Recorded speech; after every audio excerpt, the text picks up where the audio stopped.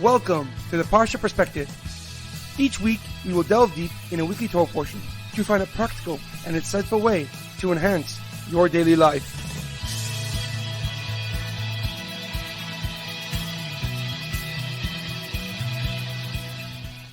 Thank you for tuning in.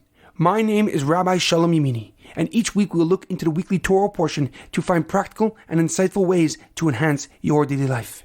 This week's Parsha Perspective is in honor of the Refuah Shalema, the complete and speedy recovery of Harav Amitai ben Shoshana and Shaul ben Britta.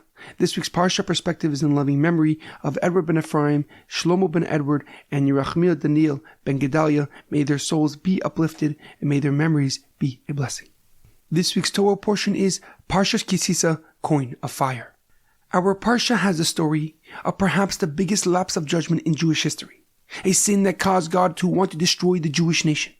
A transgression that thousands of people died from, and its consequences are felt till this very day. The Egel Azav, the sin of the golden calf. The story began at the end of last week's Torah portion when God called Moshe Rabbeinu up the mountain after the giving of the Torah. He was to stay on the mountain for 40 days and 40 nights to study the Torah, learn it, and then teach it to the Jewish nation. But while Moshe was on the mountain, some people intentionally miscalculated his return date, and then they convinced other people that Moshe Rabbeinu died. And they went to Aaron and Hur, who was Miriam's son, and demanded that they make an idol to lead them in Moshe's stead. Hur tried to talk them out of it, and he said that Moshe's return was imminent, and therefore there was no need to worry. But he was killed for refusing to follow along in their evil plans. So Aaron realized that he had no choice but to follow in their plan or face a similar fate. And he told them to gather all their gold and bring it to him so he can create an idol. Secretly, he hoped that it would take a while for them to collect it and Moshe Rabbeinu would be back before they were done. However, unexpectedly, the Jewish people quickly gathered all their gold and brought it before Aaron HaKohen. And having no other choice, Aaron put all the gold into the fire, and the gold took a form of a calf. The Jewish nation began to sing and dance around the golden calf, believing that this was their leader in Moshe's stead. And on the mountain, Hashem saw what the Jewish people were doing and told Moshe Rabbeinu to go down to them. Moshe Rabbeinu took the two luchos and headed down the mountain, and as he came closer, he saw the golden calf and the people dancing around it. The luchos he was holding suddenly became very heavy, and he threw them to the ground, shattering them instantly. Moshe Rabbeinu then came to the golden calf, burnt it, and grounded it into a fine powder. He then went to the tribe of Levi and said, "Join me and defend the oneness of God and His Torah." The entire tribe of Levi joined him as they punished those that sinned with the golden calf. When they were finished, Moshe Rabbeinu turned to God and begged him for mercy. He told God to remember the bris, the covenant that he made with Abraham, with Yitzchak, and with Yaakov. He told Hashem that if he was to destroy the Jewish nation, he should erase his name, Moshe Rabbeinu's name, from the Torah. And God ultimately forgave the Jewish nation and told Moshe the 13 attributes of mercy we say each day. However, a question comes to mind. Before the episode of the Egel Azav, the golden calf, God told Moshe Rabbeinu to count the Jewish nation. He was to collect a half shekel coin from each man in the ages of 20 to 60 and then calculate the coins to get the total number of people.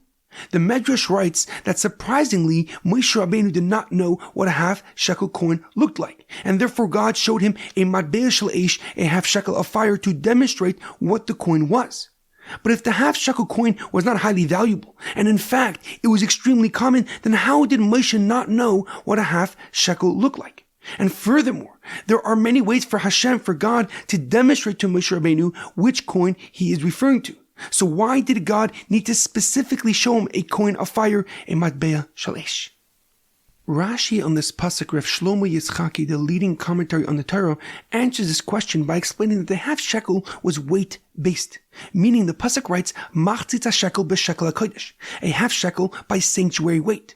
Rashi writes that there was different measurements for different type of half shekels. There was a shekel of sanctuary weight, which was 20 gera, and then there was a regular half shekel. And therefore Moshe Rabbeinu wanted to be certain about which coin he was to collect. He was to collect a half shekel b'shekel hakodesh of sanctuary weight. However, the Rabbeinu Bachaya, Rav Bachya ben Asher, a famous Spanish commentary, gives a deeper and more profound explanation. He writes that Moshe Rabbeinu's confusion was not about the coin itself, but rather about its purpose and its value. Meaning Moshe Rabbeinu did not understand how an insignificant coin like the half shekel could be of utmost importance to God. And therefore God showed him a fiery vision of the coins to indicate that there was a deeper purpose and deeper meaning. The Rabbeinu Bachaya explains that the significance of the half shekel of fire is that we are not complete without God in our life. We are only a half a shekel. No matter how successful or knowledgeable we are, we become indistinguishable from the masses without a space for God's holiness. We do not accomplish our singular purpose, nor do we leave a legacy fitting the uniqueness of our soul. Yet, when we consciously make room for the light of God to illuminate our lives, we begin to see the gravity behind the smallest detail. How a seemingly small act of kindness can drastically change a person's life. How the Torah, the wisdom of Hashem, is practical and necessary now more than ever. But most importantly, we see how the universe is not complete without each of us in it. And in our daily life, if we cease to grow thinking that we know it all, the path to our undoing is never more defined. For the world is dynamic and ever-changing, and in our day and age, that shift happens even faster. Yet if we build a solid foundation of knowledge and self-awareness, we can add and subtract as needed to maintain our achievement in an ever-evolving world. There's an amazing quote that I once read. The greatest enemy of success is not ignorance, it is the illusion of knowledge. Have a great weekend and good Shabbos.